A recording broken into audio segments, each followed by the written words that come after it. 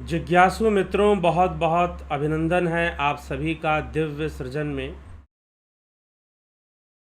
प्रत्येक दिवस की भांति आज भी यह लाइव चर्चा का कार्यक्रम यहाँ शुरू हो रहा है और आज के इस कार्यक्रम का जो विषय है शिव संहिता पंचम पटल में जो चक्रों का रहस्य बताया गया है, कौन कौन से चक्र होते हैं और उन चक्रों का रहस्य क्या है, उस पर चर्चा की गई है।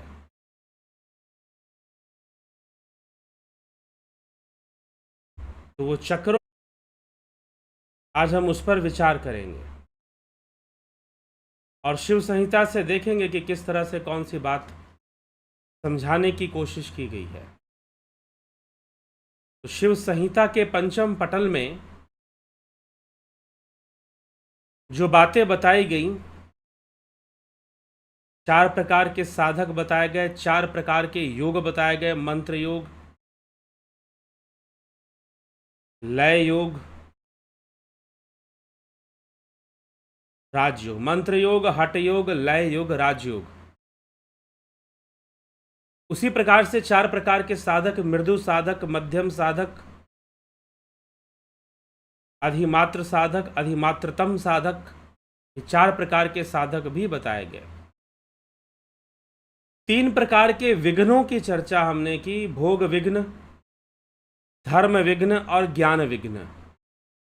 कि भोग भी विघ्न, भोग तो विघ्न बनता ही है, धर्म भी विघ्न बन सकता है और साथ ही साथ ज्ञान भी, कई प्रकार का जो ज्ञान है योग के संदर्भ में, विशेष करके हठ योग के संदर्भ में, वह भी विघ्न बनते हैं। तो जैसे कि बहुत सारे आसन की जानकारी रखना, बहुत सारे आसनों का ज्ञान रखना, यह भी विघ्न बनता है। और आसनों के प्रति आसक्ति और उनका दुरुपयोग करना या किसी और रूप से उनका प्रयोग करना भी विघ्न बनता है। प्रदर्शन के लिए आसनों का प्रयोग, दिखावे के लिए आसनों का प्रयोग, यह सब क्रियाएं भी विघ्न का ही रूप धारण कर लेती हैं। तो विघ्न भी बनते हैं बहुत सारे। तो विघ्नों से हमें बचना चाहिए। साधक बाधक तत्व के बारे में भी पीछे चर्चा किया गया। अपथ्य क्या है, अपथ्य क्या है, कैसा भोजन करना चाहिए, कैसा नहीं, यह सब भी चर्चा हुई। इसके आगे भगवान शिव प्रतीकों उपासना के विषय में थोड़ा बताते हैं और चक्रों के विषय में बताते हैं। प्रतीकों उपासना क्या है? अपने इष्ट की उपासना करना और अंतर में उनका ध्यान करना और उसके माध्यम से अंततः स्वरूप को प्राप्त करना, अपने ही आत्म स्वरूप को जानने का प्रयास करना। कुछ ऐसी दिशा दी गई है। फिर चक्रों के माध्यम से अनेकों रहस्यों को प्रकट किया गया है। तो चक्र कौन कौन से हैं? अगर हम चक्रों की बात करें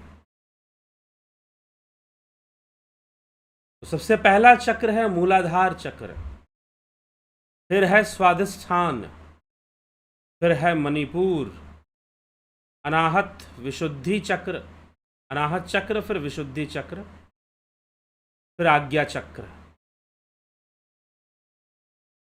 और फिर सहस्त्रार की चर्चा आती है। फिर सुषुम्ना की भी चर्चा आती है, ब्रह्मरंध्र की भी चर्चा आती है। ब्रह्मरंध्र और सहस्त्रार क्या एक ही चीज है? यह भी एक प्रश्न उठता है कि ब्रह्मरंध्र और सहस्त्रार चक्र है, ब्रह्मरंध्र है, दोनों में अंतर है थोड़ा सा। ब्रह्मरंध्र ज्यादा गुप्त है, गूढ़ है, ज्यादा सूक्ष्म है। ब्रह्मरंध्र का स्थान अंदर तालु कुहर में अंदर से भी बताया जाता है। सुषुम्ना का स्थान भी अंदर से बताया जाता है। सुषुम्ना की भी सूक्ष्म अवस्था है, चित्रान चित्रा नाड़ी, सुषुम्ना नाड़ी की भी सूक्ष्म अवस्था है चित्रा नाड़ी, उसमें ब्रह्मरंध्र बहुत ही सूक्ष्म रूप से विद्यमान है। इस तरह से बातों को कहा गया है। यहां पर भी सहस्रार और ब्रह्मरंध्र की चर्चा अलग अलग की गई है शिव संहिता में भी। तो हम चक्रों को देखते हैं और फिर सहस्रार में किसका वास है, मूल में किसका वास है, इन सभी विषयों पर भी चर्चा हुई है।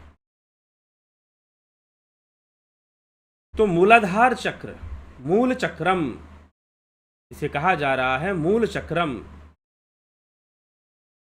यह चक्र कुल नाम है, स्वर्णाभा वाला है, स्वयं भूलिंग से संगत है, जहां द्विरंड नामक सिद्ध है और डाकिनी देवती है, देवी है, डाकिनी शक्ति वहां पर है मूलाधार में। उस पद्म के मध्य में योनि है, उसमें कुंडलिनी स्थित है। मूलाधार चक्र में ही कुंडलिनी स्थित है और कुंडलिनी शक्ति का मुख माना जाता है। कुंडलिनी शक्ति का जो पुच्छ है वह आज्ञा और सहस्रार में माना जाता है। आज्ञा और से लेकर सहस्रार चक्र तक उसका पुच्छ अवस्था उसकी होती है, मूल में उसका मुख माना जाता है। अब आगे हम समझते हैं इसको। अब इसी बात से कई बातें जुड़ी हुई हैं। आप ऐसा मानो कि जैसे कोई विषैला सर्प है। कौन सा सर्प है? विषैला सर्प है। उसका मुख तो मूल में है, लेकिन उसका जो पुच्छ है वो ऊपर में है, अर्थात सहस्रार में है। कुछ इस तरह के भी कल्पना करने की बात कही जाती है। अब उस पद्म के मध्य में योनि, उसमें कुंडलिनी स्थित है और उसके ऊपर स्फुरित तेज स्वरूप काम बीज भ्रमण करता है। उसके ऊपर स्फुरित तेज स्वरूप काम बीज भ्रमण करता है। जो बुद्धिमान सदा मूलाधार में ध्यान करते हैं उन्हें दारदुरी सिद्धि क्रम से भूमि त्याग सिद्धि प्राप्त होती है। शरीर की कांति उत्कृष्ट होती है और जठराग्नि बढ़ जाती है। आरोग्य, पटुता और सर्वज्ञता उत्पन्न हो जाती है मूलाधार का ध्यान करने। वह भूत भविष्य वर्तमान को और सब कारण को जान जाता है। ना सुने हुए शास्त्रों के रहस्य भी वो जान जाता है। ऐसे बहुत सारे योगी हैं और योग साधना करते हुए ऐसे बहुत सारी अनुभूतियां होती हैं जो कि हम पढ़े भी नहीं होते हैं शास्त्रों में, और बाद में पढ़ते हैं तो पता चलता है कि अरे ये सब तो वही बातें लिखी हुई है जो मैं अनुभव करता हूं और समझता हूं। इसका मैं खुद एक उदाहरण हूं।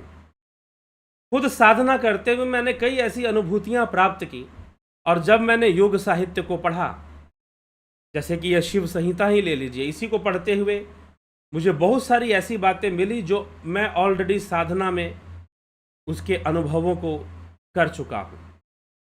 ठीक है, कई तरह की समझ ऑलरेडी विकसित हो चुकी होती है, हम अनुभव कर चुके होते हैं। और फिर जब ग्रंथों को पढ़ते हैं, जैसे नाद के विषय में, नाद लय के विषय में शिव संहिता में जो लिखा गया है वह अनुभव है। शिव संहिता में पढ़ने के पहले ही वो अनुभूति मुझे हो चुकी।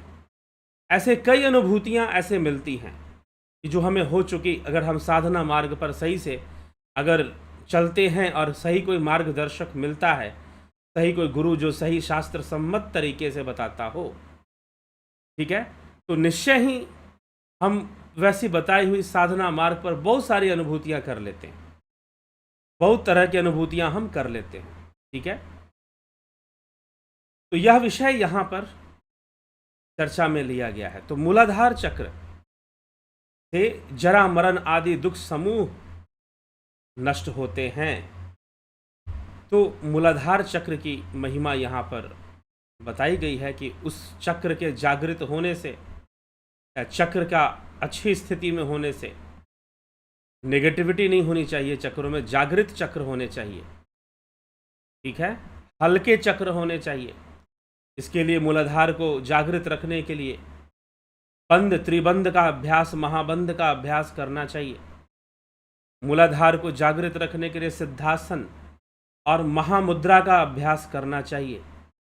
मूलाधार को जागृत रखने के लिए अश्वनी मुद्रा और बंध का अभ्यास, संकुचन जो होता है मूलाधार का, वो सब का अभ्यास रखने से, और जो बस्ती है, बस्ती क्षेत्र है, मूलाधार बस्ती क्षेत्र में होता है, तो बस्ती क्षेत्र साफ होना चाहिए हमारा, मतलब कि पेट साफ होना चाहिए, नेगेटिविटी वहाँ नहीं होनी चाहिए। तो जब योगी स्वयं भूलिंग सहित मूल पद्म का ध्यान करता है तो उसी क्षण वो पाप से मुक्त होता है। बाहर और अंदर जो श्रेष्ठ और प्रयत्न पूर्वक पूजनीय है, उससे श्रेष्ठतम अन्य कोई नहीं। जिसका मूलाधार चक्र जागृत, वही कुंडलिनी शक्ति को जागृत कर पाता है। ठीक, निरंतर अभ्यास से 6 मास में सिद्धि होती है। दिन प्रतिदिन आलस्य को छोड़कर आत्मलिंग का अर्चन करना चाहिए और चिंतन मात्र से सकल सिद्धि प्राप्त होती है, जिसका मूलाधार जागृत होता है। ठीक, आगे चर्चा कर रहे हैं स्वाधिष्ठान चक्र की। स्वाधिष्ठान, अब देखिए यहाँ पर चक्रों के अक्षर भी बताए जा रहे हैं, उनकी शक्तियां, उनमें कौन सी शक्ति का वास है वह भी बताया गया है। तो लिंग मूल में स्थित दूसरा कमल चक्र जो है, लिंग मूल में स्थित दूसरा कमल चक्र ब से ल तक 6 वर्णों में, ब म य र ल से भाषित होता है, 6 वर्णों में भाषित होता है स्वाधिष्ठान चक्र। ठीक है, वह स्वाधिष्ठान नामक कमल रक्त वर्ण का होता है, रक्त वर्ण में होता है, जहां बाण और राकिनी अधिदेवता है। जैसे 6 चक्रों की 6 देवियां, 6 शक्तियां भी बताई गई थी, डाकिनी, राकिनी, हाकिनी, काकिनी, शाकिनी। ये पहले भी चर्चा कर चुका हूं मैं, पहले अध्याय में भी इसकी थोड़ी चर्चा मिलती है। तो स्वाधिष्ठान में राकिनी अधिदेवता है, जहां बाण नामक सिद्ध और राकिनी अधिदेवता है, वह स्वाधिष्ठान नामक कमल रक्त वर्ण का होता है, मतलब लाल रंग का, रक्त की तरह। ठीक, यह लिंग मूल में स्थित होता है, अर्थात ऊपर, थोड़ा सा ऊपर, मूलाधार चक्र से थोड़ा सा ऊपर होता है, इसे स्वाधिष्ठान बोलते हैं। जो पुरुष दिव्य स्वाधिष्ठान चक्र का सदा ध्यान करता है, उसी कामांगनाएं काम से मोहित होकर भजती हैं। ठीक, न सुने गए अनेक शास्त्रों को निशंक भाव से वह कहता है, सब रोगों से रहित होकर। ऐसे लोगों को कभी कोई काम संबंधी विकार उत्पन्न नहीं होते। स्वाधिष्ठान चक्र जागृत होने से कभी भी कोई विकार उत्पन्न नहीं होते उनको, और उनके अंदर एक सम्मोहन, एक आकर्षण बना रहता है। इसीलिए कहा गया कि चक्र जागृत होने से उसे कामांगनाएं काम से मोहित होकर बचती हैं, अर्थात उससे लोग मोहित होंगे लेकिन वो मोहित नहीं होता, शीघ्र ही वह मोहित नहीं होता, उससे लोग मोहित हो जाते हैं। तो ना सुने गए अनेक शास्त्रों का निशंक भाव से उनको ज्ञान होने लग जाता है, जिनको उन्होंने सुना पढ़ा नहीं है, जी हाँ, यह अनुभव है, यह होता है। वह मृत्यु को नष्ट कर देता है और किसी के द्वारा भी नष्ट नहीं होता है। देह में वायु संचरित होती है और रस की वृद्धि होती है। वह सहस्र दल कमल के स्राव से अमृत की वृद्धि होती है और वह हमेशा वीर्यवान बना रहता है। मणिपुर चक्रम, इस प्रकार से स्वाधिष्ठान के बारे में बताने के बाद मणिपुर चक्र, तृतीयम पंकजम नाभव मणिपुर संज्ञकम, मणिपुर चक्रम अर्थात तीसरा चक्र, तीसरा कमल पद जो है वो उसे मणिपुर कहते हैं। तो मणिपुर चक्र की क्या विशेषता है? तृतीय नाभि कमल मणिपुर संज्ञा वाला है। वह हेम वर्ण से सुशोभित ड से फ तक 10 वर्ण से युक्त है। वहां रुद्र नामक सर्वमंगलदायी सिद्ध है तथा लाकिनी नामक अधिष्ठात्री देवी का वास है। कौन सी देवी का वास है? लाकिनी, डाकिनी, डाकिनी, शाकिनी, लाकिनी, काकिनी, हाकिनी, ऐसे वर्णन किया गया है। तो उस मणिपुर चक्र में योगी सदा ध्यान करता है, उसे नित्य सुखदायी पाताल सिद्धि प्राप्त होती है। संसार में दुख एवं रोग विनष्ट होकर अभिष्ट प्राप्त होता है। काल का वंचन और परदेह में प्रवेश का सामर्थ्य प्राप्त होता है। ठीक है, दुख एवं रोग विनष्ट होते हैं, क्योंकि मणिपुर चक्र वैसे भी बहुत महत्वपूर्ण है। नौली क्रिया आदि करनी चाहिए मणिपुर को जागृत रखने के लिए, योग करना चाहिए, बस्ती कर्म से भी मणिपुर जागृत रहता है। जामबंद करण स्वर्ण बनाने का सामर्थ्य और सिद्धों का दर्शन होता है। औषधि और निधियों का दर्शन भी होता है। मणिपुर चक्र के विषय में ये सब बातें बताई गई। अब है अनाहत चक्र। हृदय अनाहतम नाम चतुर्थम पंकजम भवेत। चतुर्थ हृदयस्थ अनाहत चक्र होता है। क से ठ वर्ण, क से ठ वर्ण पर्यंत 12 वर्ण से वह समन्वित है। वह अति लाल वायु का बीज और प्रसाद स्थान कहा गया है। मतलब वो वायु का प्रसाद स्थान, मतलब वायु का महल कहा, क्योंकि यहाँ पर हमारे फेफड़े हैं और फेफड़ों की जो गति है वो हृदय चक्र की शक्ति पर निर्भर होती है। ठीक है, इसलिए इसे वायु प्रसाद, प्रसाद शब्द का अर्थ क्या होता है? प्रसाद वो खाने वाला प्रसाद नहीं, प्रसाद मतलब महल को भी प्रसाद बोलते हैं। कई जगहों पर आप अगर पौराणिक ग्रंथों को पढ़ेंगे तो महल के लिए या घर के लिए या बड़े घर के लिए, महल भी ना बोलें तो बहुत बड़े घर के लिए, जो आकार में बहुत बड़ा हो, जिसका आंगन बहुत बड़ा हो, उनको प्रासाद बोलते हैं। ठीक है, आपको पुरानी कथाओं में भी इस शब्द का अर्थ मिलता है। तो प्रसाद ये वायु का बीज और प्रसाद स्थान कहा गया है। ठीक, तो वायु का स्थान माना गया है यह, और अति लाल वायु का बीज और प्रसाद स्थान कहा गया है। क से ठ वर्ण पर्यंत 12 वर्ण से वह समन्वित है। पहले कितना था? 10 वर्ण था, इसमें 12 वर्ण होते हैं, क से ठ तक। ठीक, इसे अनाहत चक्र कहते हैं। अनाहत चक्रम। हृदय अनाहतम नाम चतुर्थम पंकजम भवेत। इस प्रकार से यह अनाहत चक्र के नाम से प्रसिद्ध चक्र है। इसकी विशेषता क्या है? इस पद में स्थित जो परम तेज है वह वाणलिंग कहा गया है। उसके स्मरण मात्र से दृष्ट अदृष्ट का फल प्राप्त होता है। जहां पिनाकी सिद्ध और काकिनी देवता अधिष्ठित है। कौन सी देवी है वहां पर?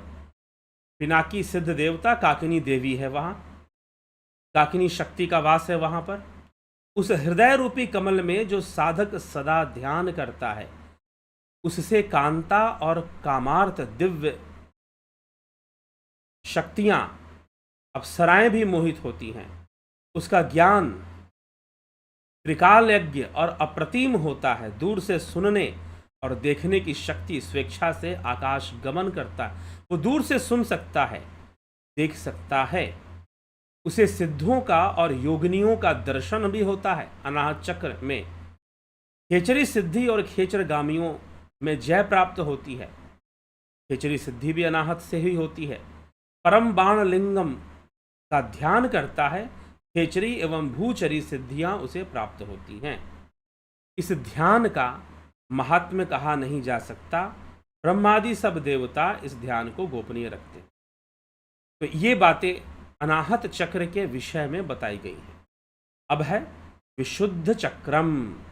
कंठस्थान स्थितम पद्मम विशुद्धम नाम पंचमम सुहेमाभम स्वरूपेतम षोडश्वर संयुतम।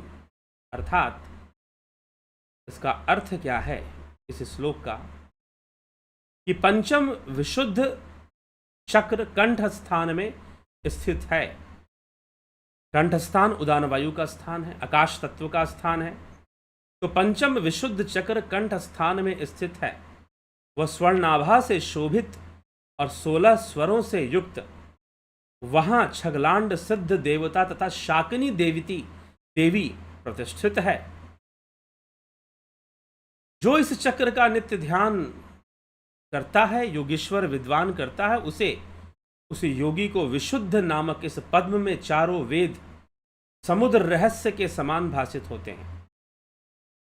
इस विशुद्ध चक्र में स्थित योगी यदि क्रोध करता है तो समस्त त्रैलोक्य ही कांप जाता है, इसमें संशय नहीं। उसके क्रोध से पूरा तीनों लोग कांप जाएं। इह स्थाने मनो यश दैवात याति लयम यदा तदा ब्राह्य परित्यज्य स्वांतरे रमते ध्रुवम। इसमें जिसका मन दैववश जब लय होता है तब वह बाह्य जगत विषय को त्याग कर स्वात्माराम में रमन करता है। सहस्रों वर्ष में भी वज्र जैसे कठोर अपने शरीर की शक्ति से उसकी कोई क्षति नहीं होती। जब योगी उस ध्यान को छोड़ता है तो सहस्रों वर्षों को भी वह क्षणवत मानता है। इस प्रकार से विशुद्धि चक्र का प्रताप बताया गया है। आज्ञा चक्रम, आज्ञा चक्रम, इसके बाद जिस चक्र की चर्चा होती है वह आज्ञा चक्र है। आज्ञा चक्र के विषय में भगवान शिव क्या कहते हैं शिव संहिता में, आइए देखते हैं। भ्रुवों के मध्य, भ्रुवों के मध्य में ह से लेकर छ तक, क्षत्रिय वाला छ, ह से लेकर छ तक 2 पत्र वाला आज्ञा चक्र है जो शुक्ल वर्ण है तथा वहां महाकाल सिद्ध है और देवी हाकिनी है। वहां देवी हाकिनी का वास होता है आज्ञा में। सरसचंद्र जैसी वहां आभा वाला अक्षर बीज विद्यमान है जो शुक्ल वर्ण है। इसका वर्ण शुक्ल मतलब सफेद बताया गया है, ठीक। उसे जानकर अब इसमें आपको भेद मिलेगा। अब आप कहोगे नहीं जी, आज्ञा चक्र का तो कलर जो होता है वो इंडिगो होता है, डीप ब्लू होता है, लेकिन शिव संहिता में ऐसा वर्णन नहीं है। शिव संहिता में शुक्ल वर्ण बताया जा रहा है। आज्ञा चक्र का कलर क्या बताया जा रहा है? शुक्ल वर्ण बताया जा रहा है, ठीक है, सफेद रंग बताया जा रहा है। तो सफेद रंग ही सबसे ज्यादा हीलिंग क्योंकि उसके अंदर सारे रंग होते हैं, तो सबसे ज्यादा हीलिंग करने की क्षमता व्हाइट कलर में होती है, सफेद रंग में होती है। सबसे ज्यादा शांति प्रदान करने वाला रंग होता है, ठीक। और चलित वस्तुओं का रंग होता है। चलित वस्तुओं मतलब कि चलने वाली जो चर वस्तुएं हैं उनका रंग सफेद होता है, ठीक, व्हाइट कलर होता है उनका रंग, चलने वाली वस्तुओं का, क्योंकि चंद्रमा जो है चर वस्तुओं का देवता है और चंद्रमा का रंग भी सफेद होता है। और चलने वाली हर वस्तु सफेद हो जाती है। Newton colour disc, Newton colour disc के बारे में जानते हैं आप लोग? अब बोलते बोलते मुझे थोड़ा फिजिक्स ध्यान में आ गया। तो न्यूटन कलर डिस्क जो है उसमें 7 कलर्स होते हैं और वो एक डिस्क के रूप में होता है, गोल डिस्क के रूप में होता है। अगर उसे चला दिया जाए, मूव कर दिया जाए, तो वो सारा कलर उसका डिसअपियर हो जाएगा और उसमें एक कलर दिखाई देता है, व्हाइट कलर, ठीक। उसमें एक रंग दिखाई देता है, सफेद रंग। तो आज्ञा चक्र शुक्ल वर्ण से है, ठीक है। और इसकी जो देवी है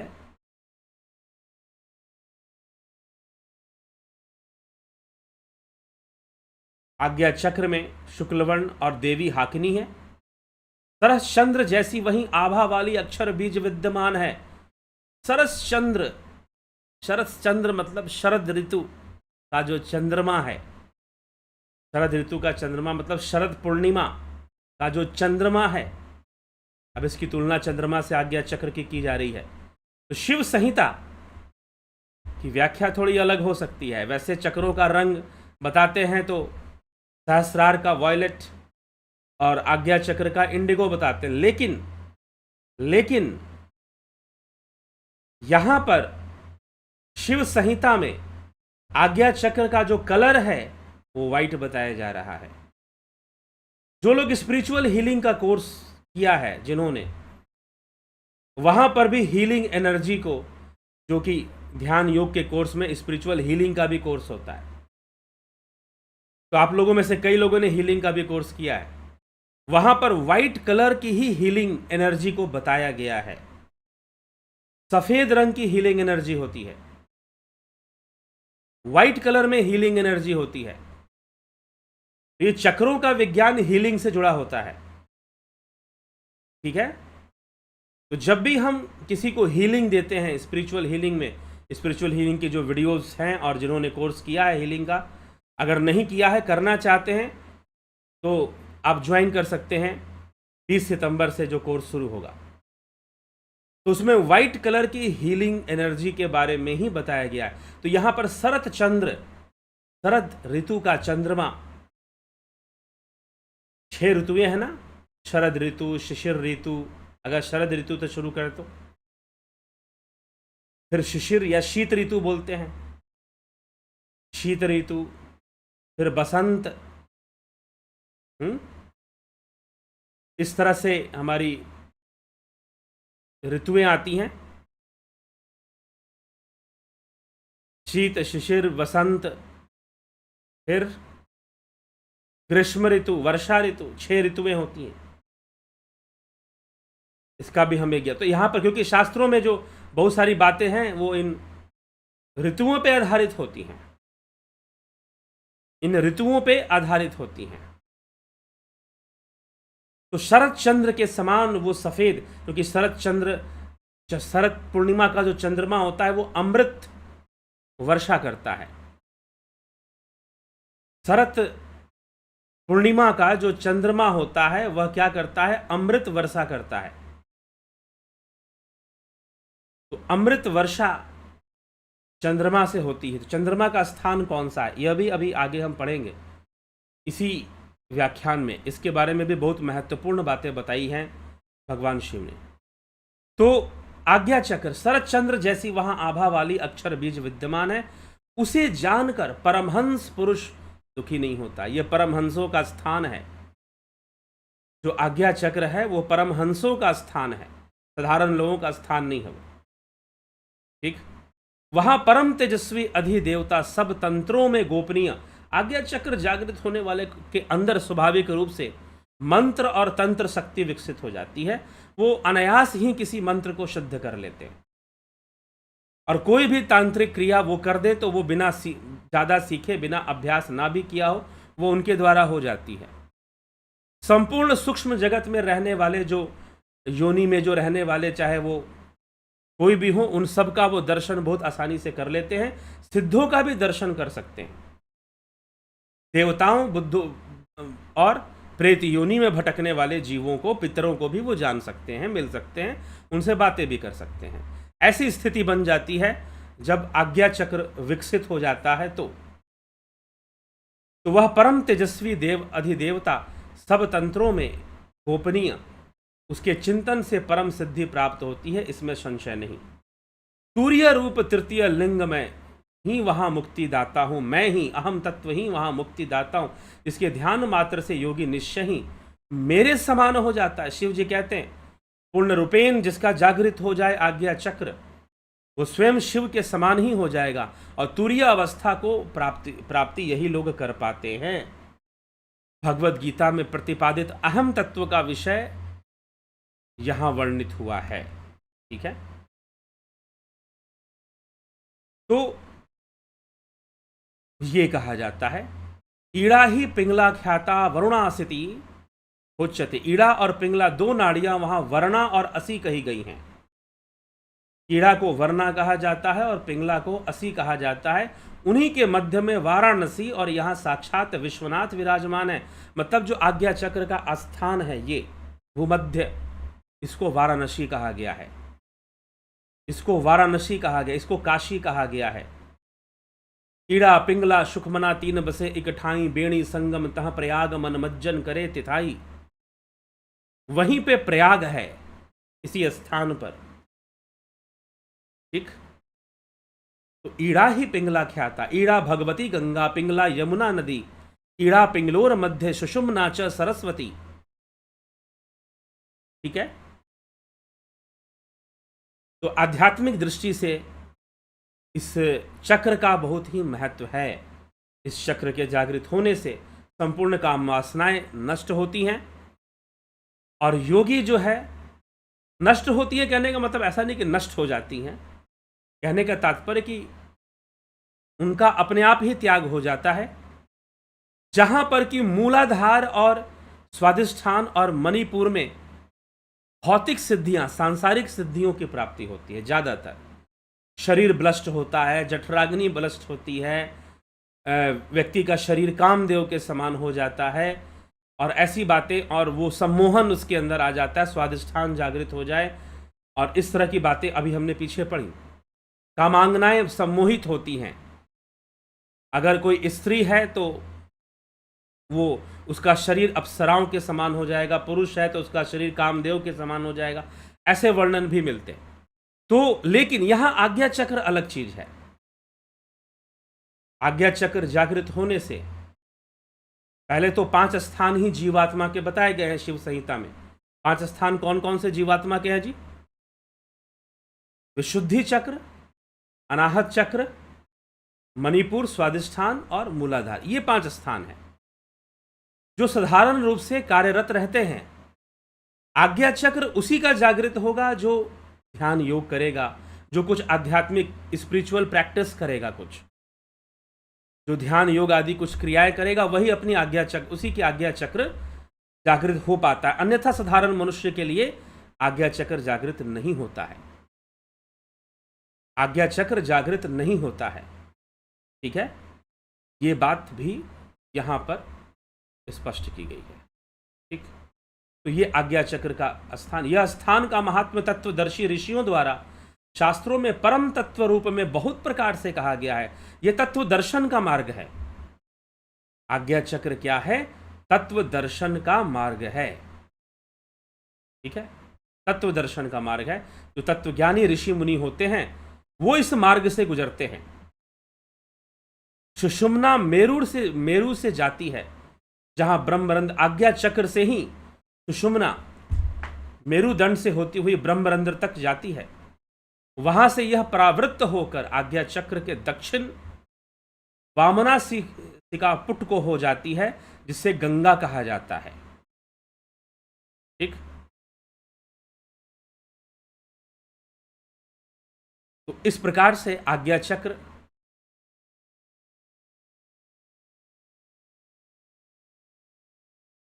के बारे में बताया गया है। अब इसके आगे सहस्रार चक्रम, सहस्र कमल दल वालों वाला सहस्रार चक्र, उसके लिए क्या लिखते हैं? ब्रह्मरंध्रे ही यत पदम सहस्रारम व्यवस्थितम तत्र कंदेहि या योनिस्तश्याम चंद्रो व्यवस्थितः। ब्रह्मरंध्र में जो सहस्रार कमल स्थित है, उस कमल के कंद में जो योनि है उसमें चंद्र विराजित है। कौन विराजित है? चंद्रमा विराजित है। अब यहां पर बहुत बड़ा रहस्य भगवान शिव प्रकट करना शुरू कर देते हैं, जो बहुत कम योगियों को इसका ज्ञान है, बहुत कम योगियों को उसके बारे में पता है। 2-3 बातें हैं, लंबे श्लोकों में लिखा हुआ है, लेकिन जो मुख्य बातें हैं मैं आपको बताता हूं। क्या कहा जा रहा है? यहां पर कहा जा रहा है कि 2 योनि स्थान है शरीर में। 2 योनि स्थान है शरीर में। एक है मूलाधार, उसको भी योनि कहा गया है, मूलाधार को भी योनि स्थान बताया गया है।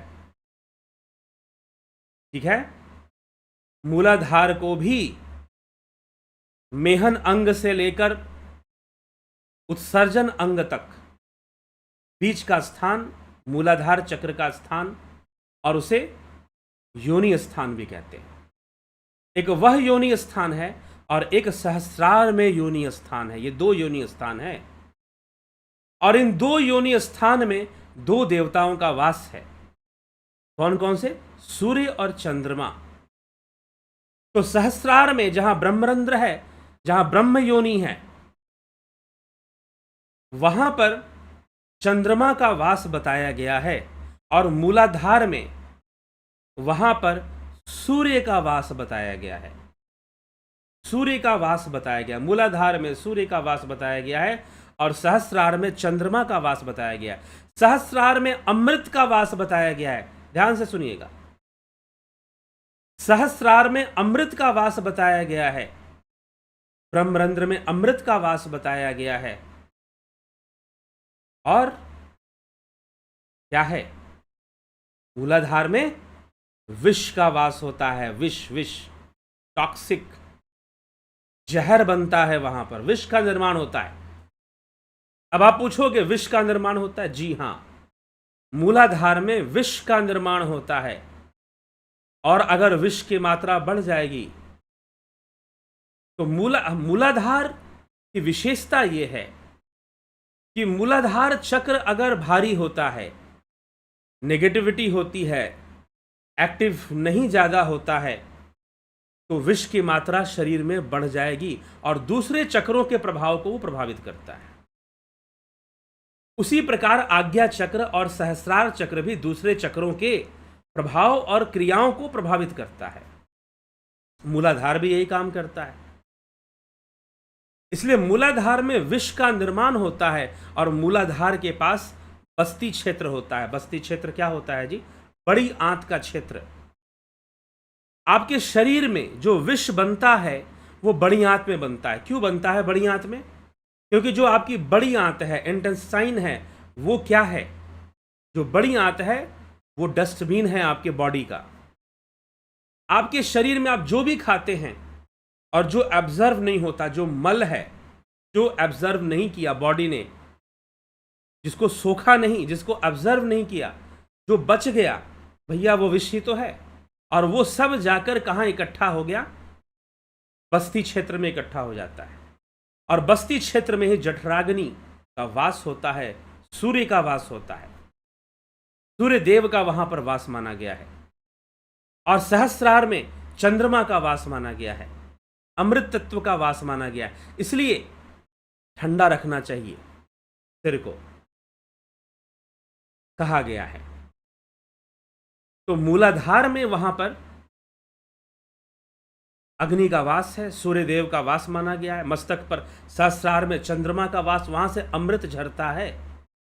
और वह जो अमृत है वो सूर्य का ताप में जल जाता है, खत्म हो जाता है, नष्ट हो जाता है। इसलिए अमृत साधना करनी चाहिए, खेचरी साधना करनी चाहिए। खेचरी साधना से उस अमृत की रक्षा होती है। नहीं तो अमृत गिरता है और उस अग्नि में जल जाता है, जठराग्नि में जलकर नष्ट हो जाता है, ऐसा माना गया है। लेकिन खेचरी मुद्रा से उसकी रक्षा की जाती है, अमृत साधना से उसकी रक्षा की जाती है। सोमधारा बरसती है अमृत, तो वहां पर शरद का चंद्रमा है। कौन सा चंद्रमा है? शरद पूर्णिमा का चंद्रमा। तो शरद पूर्णिमा की चंद्रमा की विशेषता क्या है? हम चंद्रमा की पूजा कब करते हैं? चंद्रमा की पूजा ज्यादातर सूर्य की पूजा होती है, लेकिन चंद्रमा की भी पूजा होती है शरद पूर्णिमा और कार्तिक पूर्णिमा में। इन दो पूर्णिमा में चंद्रमा की पूजा होती है। चंद्र अस्त से पूर्व स्नान करने का विधान है। कम से कम बहुत सारे जगहों पर चंद्रमा अस्त हो जाए उसके ठीक पहले स्नान करने का विधान है। जो नदियों के क्षेत्र है, गंगा, यमुना, नर्मदा, वहां पर नदियों में जाकर लोग सुबह सुबह चंद्र अस्त होने के पहले स्नान करते कार्तिक पूर्णिमा में। तो चंद्रमा की पूजा होती है, शरद पूर्णिमा के चंद्रमा की पूजा होती है, कार्तिक पूर्णिमा के चंद्रमा की पूजा होती है। तो शरद पूर्णिमा का चंद्रमा अमृत वर्षा करता है। शरद पूर्णिमा के दिन ही भगवान श्री कृष्ण ने रास रचा था और अधरा अमृत का पान कराया था। अधरा अमृत मतलब ये होठों का अमृत नहीं, अधरा अमृत, जो धरा से परे जो अमृत गगन मंडल से बरसता है, वो महान साधना, वो ज्ञान। तो उससे ऐसे अधरा अमृत का पान श्री कृष्ण ने गोपियों को कराया था। तो महारास रचा गया था शरद पूर्णिमा के दिन।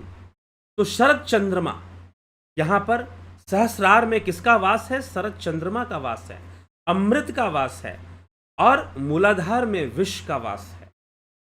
मूलाधार में विष बनता है, ठीक है, विष का निर्माण होता है मूलाधार में।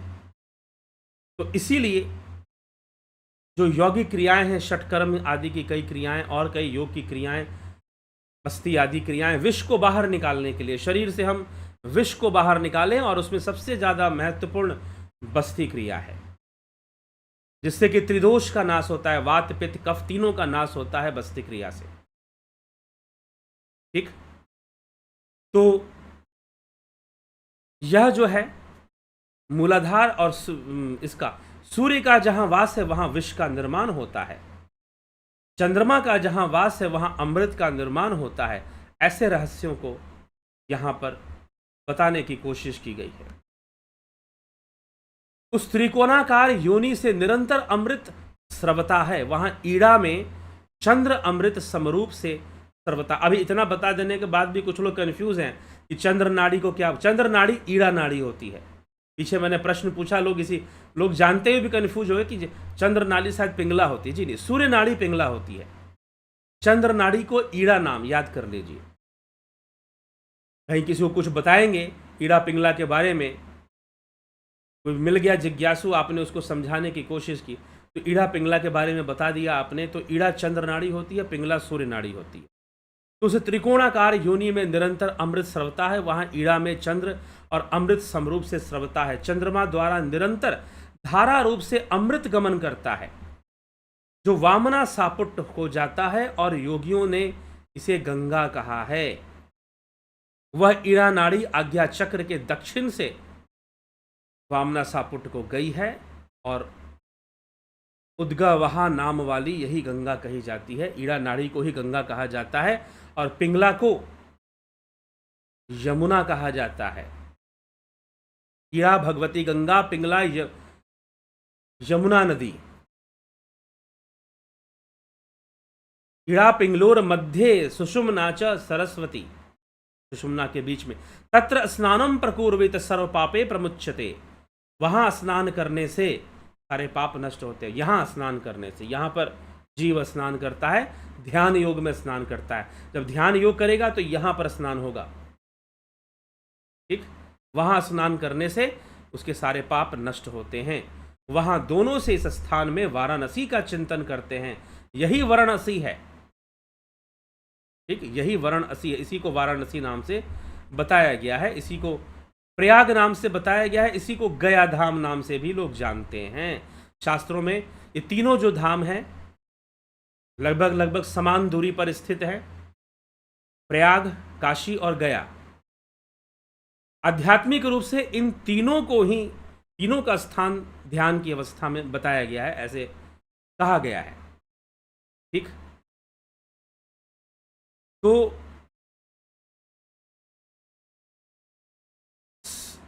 मूलाधार ही यत पदम चतुष्पत्रम व्यवस्थितम तत्र मध्य ही योनिस तस्याम सूर्यो व्यवस्थितः। 4 पत्र वाला मूलाधार में जो कमल स्थित है, वह कंद में जो योनि है उसमें सूर्य स्थित है। उस सूर्य मंडल से निरंतर विष का स्राव होता है, उस सूर्य मंडल से निरंतर विष का स्राव होता है, ठीक। वह तापन विष पिंगला में गमन करता है। विष किस नाड़ी में गमन करता है? पिंगला नाड़ी में विष का गमन होता है। वह विष निरंतर धारा रूप में प्रवाहित करती है, दक्षिण नासापुट को जाती है, जो पूर्ववत कल्पित है। आज्ञा कमल से वाम भाग से यह दक्षिणा सापुट को गई है। यह दक्षिणा सापुट दक्षिण नासिका नाड़ी के लिए कहा जाता है, दाहिने के लिए, राइट साइड के लिए, ठीक। पिंगला उसी का नाम है, और पिंगला को असी भी कहा गया है। असी और वरुणा नदी, वरुणा जो है ईड़ा को कहा गया, और दोनों को मिलाने से वाराणसी हो जाता है, ठीक है। ये बात यहाँ समझाई गई है। यह आज्ञा पद्म कहा है, जहां देव महेश्वर विराजमान है, ठीक। आज्ञा पद्म में देव महेश्वर कहाँ विराजमान है? आज्ञा पद्म में, आज्ञा चक्र में। आज्ञा पद्म जिसे कहते हैं, वहीं पर देव महेश्वर विराजमान है, शिव, साक्षात शिव विराजमान है। जहां पर उसके ऊपर योग चिंतकों द्वारा 3 पीठ कही गई है। वह नाद बिंदु शक्ति भाल पद्म में व्यवस्थित है। नाद बिंदु शक्ति भाल पद्म में व्यवस्थित है। जो सदा आज्ञा पद्म का गोपनीय ध्यान करता है, उसका पूर्वकृत कर्म स्वयं ही विनष्ट हो जाता है। जो आज्ञा पद्म का ध्यान करता है, आज्ञा चक्र का ध्यान करता है, उसके पिछले जन्मों के जो कर्म हैं वो नष्ट हो ही जाते हैं। योगी यहां निरंतर ध्यान करे प्रतिमादि पूजन को, तब वह निसंदेह अनर्थवत जानता है। यक्ष राक्षस गंधर्व अप्सरा गण किन्नर उसका चरण सेवन करते हैं। जो आज्ञा चक्र में ध्यान लगाता है, आज्ञा चक्र में अपनी चेतना को स्थित रखता है, वह इच्छा मृत्यु को भी प्रदान होता है। भगवान कृष्ण भी अर्जुन से कहते हैं कि जो सिद्ध योगी है वो क्या करता है कि अपने संपूर्ण प्राण को यहां पे भ्रिकुटी के मध्य में एकत्र कर लेता है। श्रीमद् भगवद गीता में भगवान कृष्ण ने इस रहस्य को लिखा है। यहां पर एकत्र कर लेता है और इच्छा मात्र से देह त्याग सकता है। वह योगी इच्छा मात्र से देह त्याग सकता है। इस प्रकार से भी इसका रहस्य बताया गया। ठीक, तो आज्ञा चक्र का रहस्य, योगी विपरीतगामी जिह्वा को ऊर्ध्व गर्त में प्रवेश करके भयानक भय नाशक ध्यान को करता है। सारे भय दूर हो जाते हैं खेचरी साधना से, अमृत साधना से। इस स्थान पर जिसका मन आधे क्षण भी अचल हो जाता है, उसके सब पाप नष्ट होते हैं। जो जो फल पंच कमलों के कहे हैं, वे सब इस ज्ञान से अच्छी प्रकार से हो जाते हैं। सुनिए ध्यान से। अब सबसे बड़ा रहस्य क्या है? जो जो फल पंच कमलों से कहे हैं, उन सबका लाभ एक साथ प्राप्त हो जाता है आज्ञा पद्म में ध्यान करने से। पंचकमल कौन से? पंचकमल कौन से जी? विशुद्धि, ठीक है, विशुद्धि यहां पे अनाहत, नाभि के पास मणिपुर, उसके पीछे लिंग क्षेत्र में स्वादिष्ठान, और उसके नीचे मूलाधार।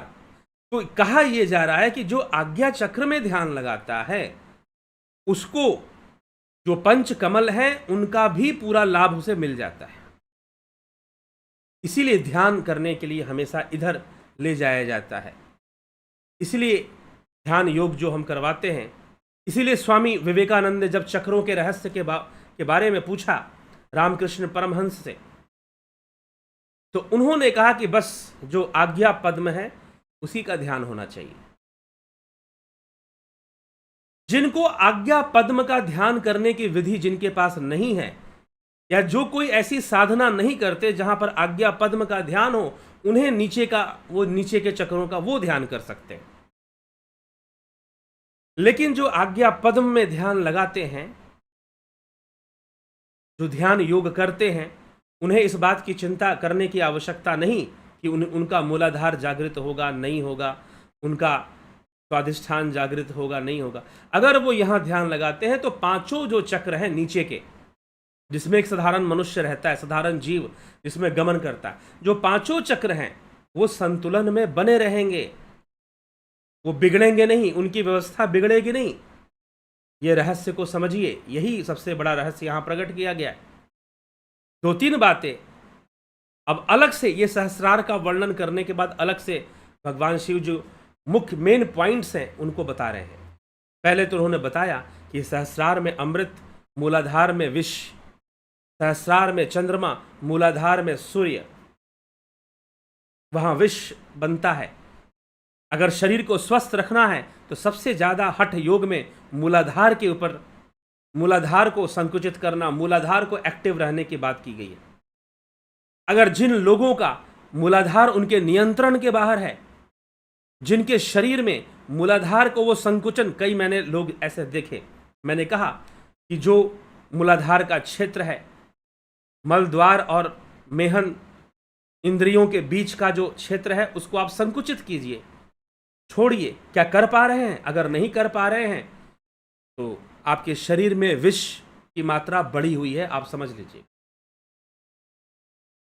मूलाधार का संकुचन करने से शरीर के व्यवस्था पर एक नियंत्रण बना रहता है। इसलिए हठ योग में मूलाधार की साधना है, मूलाधार का अभ्यास कई बताई जाती है। लेकिन जो राजयोगी है, आज्ञा चक्र राजयोगियों का केंद्र है। राजयोगी कभी नीचे नहीं जाते, वो बोलते हैं यहीं पे आओ सीधा, ठीक है। और अगर यह एक्टिव है, अगर जिसका आज्ञा पद्म एक्टिव है, जिसका आज्ञा चक्र विकसित है, उसे कोई आवश्यकता नहीं कि वो नीचे चक्रों का बहुत साधना करे, क्योंकि अगर यह विकसित है तो नीचे वाले भी विकसित रहेंगे। एक जगह पर पीछे भी शिव संहिता में कहा गया है कि उस कुंडलिनी शक्ति को कैसे उठाना चाहिए, तो उसके मुख से नहीं उठाना चाहिए, उसका पूंछ पकड़ के उठाना चाहिए। तो उसका पूंछ यहां पर है, मुख तो मूलाधार में है उसका, और वो मुख से क्या उगलता है? विष उगलता है, विष। तो कुंडलिनी शक्ति का जो वास सर्प के रूप में ऐसे बताया गया है कि मूलाधार में उसका मुंह है और उसका पूंछ यहां सहस्रार और आज्ञा चक्र के क्षेत्र में है। तो अगर उसको उठाना है, अगर उसको पकड़ना है, तो उसकी पूंछ को पकड़ो, उसका मुख मूलाधार में है और वहां से वो विष को छोड़ता रहता है। वहां पर सूर्य का वास है, जठराग्नि का वास है, वहां पर बस्ती है, वहां पर बड़ी आंत है, वहां पर बड़ी आंत में विष का निर्माण होता है। सबसे अधिक जो बीमारियां पैदा करने वाले टॉक्सिक्स हैं वो बड़ी आंत में होते हैं। इसलिए योग में शुष्क बस्ती, जल बस्ती आदि क्रियाएं बताई गई हैं, धौती आदि क्रियाएं बताई गई हैं विष को बाहर निकालने के लिए। ठीक है, तो करना चाहिए। प्राकृतिक चिकित्सा का भी कोर्स डिटॉक्सिफिकेशन कोर्स है, मतलब कैसे अपने शरीर से जहर को हम बाहर निकालें, विषैली चीजों को हम बाहर निकालें, उसके उद्देश्य से यह प्राकृतिक चिकित्सा का भी कोर्स है। ठीक है, तो सीखना चाहिए, जानना चाहिए सबको। तो जो आज्ञा, जिसका आज्ञा चक्र विकसित है उसके बाकी चक्र भी विकसित रहेंगे, उसको चिंता करने की आवश्यकता इस विषय में नहीं है। तो यही पर भगवान यहां पर कह रहे हैं कि यानी यानी ही प्रोक्तानि पंचपद में फलानी वै तानि सर्वाणि सुतरामे ते अज्ञानाद भवंती ही। जो जो फल पंच कमलों के कहे गए हैं वो सब इस ज्ञान से अक्षय प्रकार प्राप्त हो जाते हैं। ठीक है, तो आज्ञा में स्थित होने से, आज्ञा चक्र में स्थित होने से वो सारे फल प्राप्त होते हैं। तो आज्ञा का यहां पर वर्णन करते हुए भगवान शिव इस तथ्य को समझा रहे हैं। ठीक, तो यानी यानी ही प्रोक्तानी पंच पद में फलानी वे, परंतु पांचों पद में, पांचों चक्रों का जो फल है वो अकेले आज्ञा चक्र में प्राप्त होता है। यह करोति सदा अभ्यासम आज्ञा पद में विचक्षणा। जो बुद्धिमान आज्ञा कमल में सदा अभ्यास करता है वह वासना के महाबंधन को तिरस्कृत करके प्रसन्न होता है। जो आज्ञा का अभ्यास करता है, इसका अभ्यास करता है, प्रणव साधना करो। जो ध्यान योग कर रहे हैं, कर चुके हैं, प्रणव साधना करो। तो जो आज्ञा का अभ्यास करता है वही मात्र, क्योंकि नीचे के चक्रों में वासनाएं हैं, इसमें वासना नहीं है। तो जो आज्ञा का अभ्यास करता है वो अपने सभी चक्रों को जागृत करता है और पंच कमलों का जो पूर्ण लाभ है उसे प्राप्त होता है। ठीक, तो जो विद्वान प्रयाण के समय उस कमल का स्मरण करते हुए प्राण छोड़ता है वह धर्मात्मा परमात्मा में लीन होता है। जो विद्वान प्राण प्रयाण के समय उस कमल का स्मरण करते हुए, प्राण प्रयाण मतलब मृत्यु के समय, ध्यान से सुनिए, मृत्यु के समय जिसकी स्थिति आज्ञा चक्र में हो जाए, मृत्यु के समय जिसकी स्थिति आज्ञा चक्र में हो जाए वह मुक्ति को प्राप्त होता है, अर्थात वह मुक्त हो जाता है, जीवन मुक्त हो जाता है। मृत्यु के समय अगर स्थिति आज्ञा चक्र में हो जाए, इसी को काशी कहा गया। इसलिए शास्त्र कहते हैं काश यान्तु मरण मुक्ति काशः ब्रह्म तत्व प्रकाश। काश यान्तु मरण मुक्ति काशः ब्रह्म तत्व प्रकाश यस्याम अवस्थायाम सा काशी। काशी की अवस्था कौन सी है? जब ब्रह्म तत्व प्रकाश आज्ञा चक्र में दिखाई दे और आपकी जो भावनाएं हैं वो आज्ञा चक्र में केंद्रित हो जाए। प्राण प्रयाण के समय, प्राण प्रयाण मतलब जब प्राण गतिमान होते हैं, प्राण शरीर का त्याग करते हैं, उस समय यदि ध्यान आज्ञा चक्र में लग जाए, यदि ध्यान आज्ञा चक्र में लग जाए प्राण प्रयाण के समय, मृत्यु के समय, तो वह जीवात्मा कभी अधोगति को प्राप्त नहीं हो जाता, वो जीवन मुक्त हो जाता है वह जो है। और अगर योगी है तो वो मोक्ष को ही प्राप्त कर लेता है, अन्यथा वो जीवन मुक्त हो जाता है। जीवन मुक्त कहने का तात्पर्य उसके जीवन का बंधन खत्म हो जाता है, जीवत्व बंधन नष्ट हो जाता है। बस नाम मात्र का संकल्प, लोक कल्याण का संकल्प उसके पास होता है, तो वो अवतरित होता है, वो अवतार लेते हैं ऐसे जीवात्माएं, ऐसे सिद्ध पुरुष जिन्होंने आज्ञा चक्र से अपने देह का त्याग किया, आज्ञा चक्र से अपने देह का त्याग किया, वो जो है जीवन मुक्त हो जाते हैं हमेशा। वो किसी बंधन में नहीं रहते हैं और ना ही दोबारा शरीर धारण करना उनकी कोई व्यवस्था होती है। ठीक, अगर संकल्प विद्यमान है थोड़ा बहुत, तो लोक कल्याण के संकल्प के कारण वो धरती पर आ सकते हैं। जैसे भगवान राम आ गए, कृष्ण आ गए, कई ऋषि मुनि आ गए, तो यह सब आज्ञा चक्र की महिमा यहां पर बताई। यहां रुद्र का स्थान भी बताया गया है, रुद्रदेव यहां पर वास करते हैं। ठीक, अमृत, ये सब बहुत गूढ़ रहस्य है। शिव संहिता से ही हठ योग की चर्चा प्रारंभ होती है। अब इसी का आधार लेकर, शिव संहिता का आधार लेकर ही कुछ कुछ विषयों का विकास किया जाएगा, जैसे कि आसन आदि का विकास करके हठ प्रदीपिका में थोड़ा बताया जाएगा। लेकिन हठ प्रदीपिका में भी नादानुसंधान समाधि की चर्चा है। हिरण संहिता में जाएंगे तो आसनों का और ज्यादा विकास कर दिया जाएगा, और फिर आपको वहां लगेगा जैसे मूलाधार का ध्यान करो, मूलाधार का ध्यान करो ज्यादा कहा जा रहा है। जी नहीं, ठीक है, मूलाधार चक्र का महत्व है, लेकिन जो योगी राजयोग से आज्ञा चक्र की ओर आगे बढ़ चुका है, वो पंच पद्मों को अपने नियंत्रण में कर लेता है, उनका लाभ भी उसे मिलता है। बाकी शरीर के शुद्धि के लिए हठ योग करना चाहिए, षटकर्म आदि क्रियाएं करनी ही चाहिए, मुद्राओं का अभ्यास भी करना ही चाहिए। लेकिन जो ध्यान योगी उन्मनी मनोमनी अवस्था को प्राप्त कर चुके हैं, जिनकी चेतना आज्ञा में बहुत आसानी से संगठित हो जाती है, संग्रहित हो जाती है, समग्र हो जाती है, इंटीग्रेट हो जाती है, यहाँ पर जिनकी चेतना, वैसे योगियों के लिए हठ योग बहुत अनिवार्य नहीं रह जाता है। क्योंकि हठ योग का उद्देश्य क्या है? हठ योग का उद्देश्य राजयोग की प्राप्ति ही तो है। यही हठ प्रदीपिका का विषय है। तो कल से हठ प्रदीपिका ग्रंथ पर हम चर्चा शुरू करेंगे। नाथ संप्रदाय, गुरु गोरखनाथ संप्रदाय से संबंधित स्वामी स्वात्मा राम जी के द्वारा रचित हठ प्रदीपिका पर हम चर्चा शुरू करेंगे। तो शिव संहिता में राजयोग, हठ योग, 4 प्रकार के योग बता दिए गए, मंत्र योग, हठ योग, लय योग और राजयोग। तो राजयोग तक की चर्चा है, आज्ञा चक्र और सहस्रार की महिमा है, अमृत और विष की चर्चा, चंद्रमा का स्थान और सूर्य का स्थान बताया गया है। ठीक, अब यहां पर प्रश्न उठता है कि सूर्य का स्थान विष स्थान क्यों है? क्यों? क्योंकि जो सूर्य, जो मूलाधार है, वो हमें संसार में एक्टिव रखता है। इसलिए दिन के काल में सूर्य नाड़ी चलती है, पिंगला नाड़ी चलती है, दाहिनी ओर की नाड़ी चलती है, दाहिनी नासिका जो है वो चलती है। ठीक है, तो सूर्य नाड़ी चलायमान रहती है, और रात्रि के समय चंद्रमा। ठीक, तो चंद्रमा का अमृत हम प्राप्त करें, इसके लिए कहा जाता है शरद पूर्णिमा में सोना नहीं चाहिए। पूर्णिमा के दिन चंद्रमा की रोशनी में जितने समय बैठ सके बैठना चाहिए। ठीक है, चलिए अब हम चलते हैं। तो ये सब शिव संहिता के गूढ़ ज्ञान है, जो अभी भी कुछ, मुझे लगता है कि शिव संहिता में अभी भी बहुत सारी बातें हैं।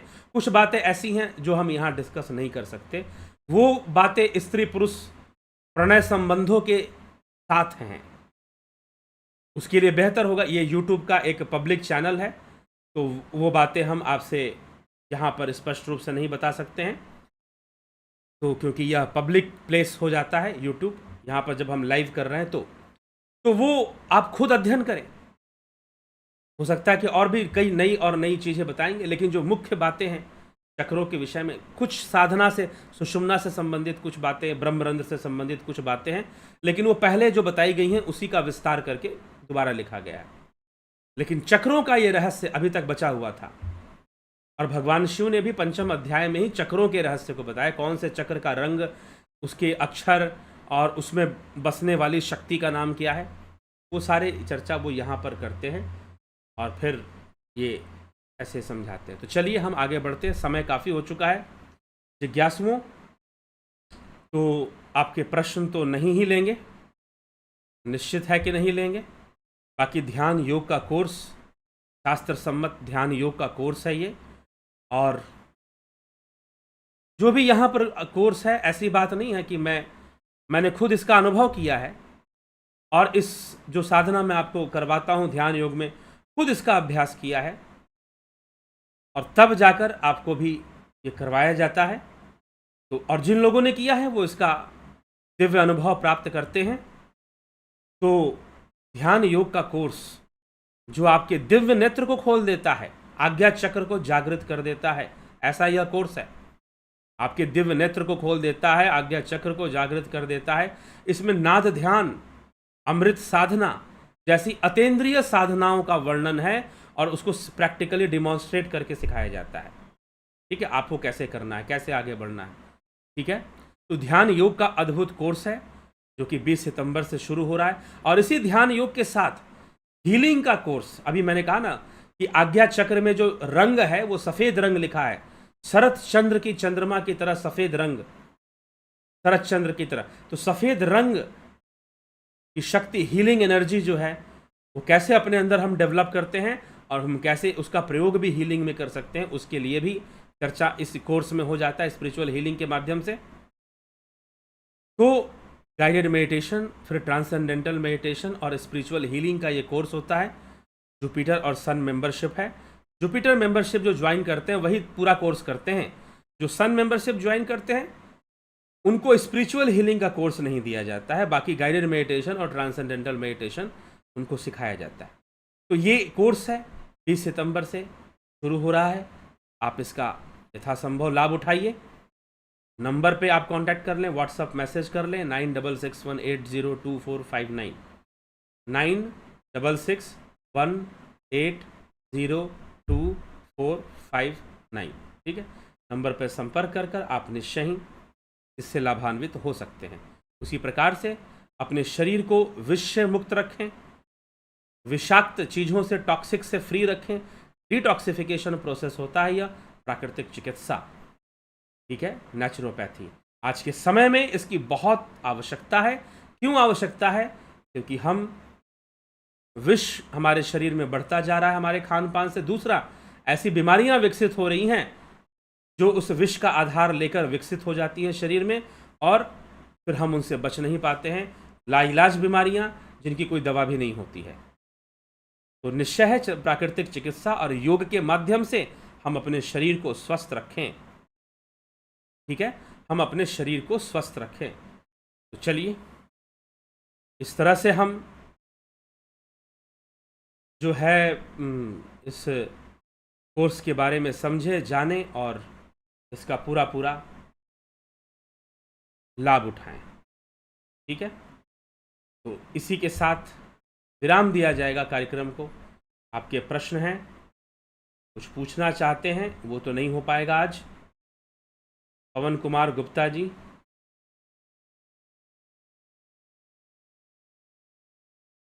काशीनाथ जी, नवजोत नाथ जी, आपके कमेंट नहीं पढ़ेंगे, बस नाम पढ़ेंगे। जगत नारायण जी, ब्रह्मा जी, ठीक, विक्रम सिंह जी, पंकज सोनी, राकेश मराठे, रूपलाल विश्वकर्मा, गंभीर शाह, रमेश भाई पटेल, वेलकम टू मून। आप यहाँ पर देखिए, ये कार्यक्रम यहाँ पर होता है, लाइव चर्चा होती है, इसमें ज्ञान की चर्चा होती है। मून मेंबरशिप इन्होंने ज्वाइन किया है, कुछ मेंबरशिप हैं, लेकिन ध्यान योग के लिए आपने कोई मेंबरशिप ज्वाइन नहीं करना है, यही बताया गया है।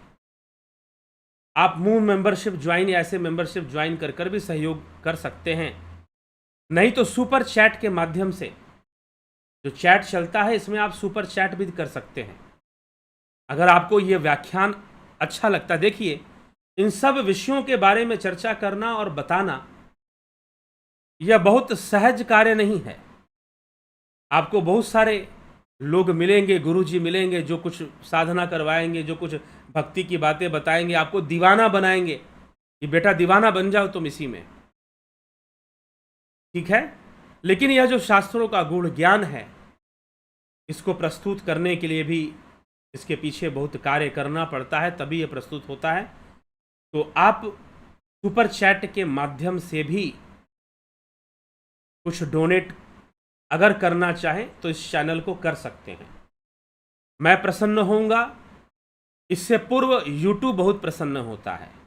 ठीक है, अगर आप YouTube के माध्यम से कुछ भी फंड करते हैं तो ठीक है।